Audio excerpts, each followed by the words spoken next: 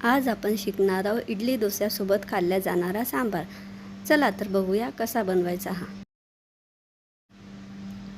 सांबार। बनवण्याकरता मी घेतला अर्धा किलो कोहळं, 2 गाजर, 4-5 वांगे, 4-5 टमाटर, अर्धा आलू व शिमला मिर्च। या सर्वांना स्वच्छ धुवून मी बारीक कापून घेतले आहे व 2 मुंगण्याच्या शेंगा पण टाकल्या आहेत। तुम्ही त्याला शेवग्याच्या शेंगा म्हणतात। कोहळं, गाजर, मुंगण्याच्या शेंगा, वांगी,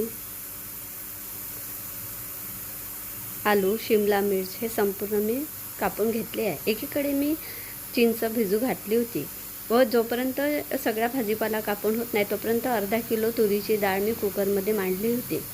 ही कुकरची डाळ उतू जाऊ नये याकरता मी त्यामध्ये एक प्लेट टाकली होती। असं एखादं भांडं जर कुकरमध्ये तुरीची डाळ शिजवताना तुम्ही टाकलं तर वरण जास्त उतू जात नाही।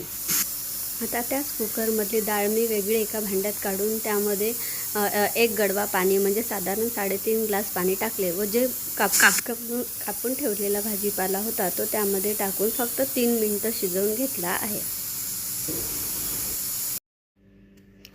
3 मिनिटं झाल्यानंतर हे भाजीचे व्यवस्थित शिजले आहेत, तुम्ही बघू शकता।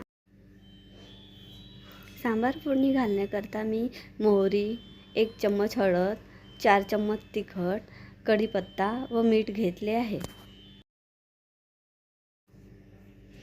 एका पातेल्यामध्ये थोडे तेल टाकून आता त्यामध्ये फोडणीला मोहरी थोडी कळकळली की थोडा कढीपत्ता, 1 चम्मच वेगळी काढलेली हळद जळू नये याकरता उकडलेल्या भाज्यांमधून थोडं मी भाजीचं टाकून घेतलं आहे।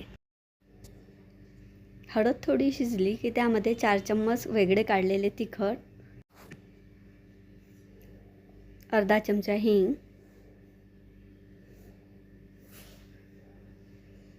व्यवस्थित परतून घ्यायचं आहे। हे जळणार नाही कारण यामध्ये आपण थोडं कापलेल्या भाज्या जे शिजवल्या होत्या ते टाकले आहेत। आता ही रोटी व्यवस्थित झाली की कुकरमध्ये ज्या भाज्या उकडल्या त्या टाकून त्यामध्ये एव्हरेस्टचे 2 पॅकेट मी सांबार मसाला उकळी आल्यानंतर जे वरण आपण शिजवले होते ते वरण थोडे मिक्सरमध्ये काढून ते मिक्सरमधील वरण त्यामध्ये टाकून घेतले आहे। त्यामुळे वरण सांबार छान घट्ट येतो। भिजवलेली चिंच, थोडा धनिया पावडर, थोडी साखर, आता माझ्याकडे गूळ नव्हता त्यामुळे मी इथे साखर टाकली। सांबाराला वरून तडका देण्याकरता मोहरी, कढीपत्ता,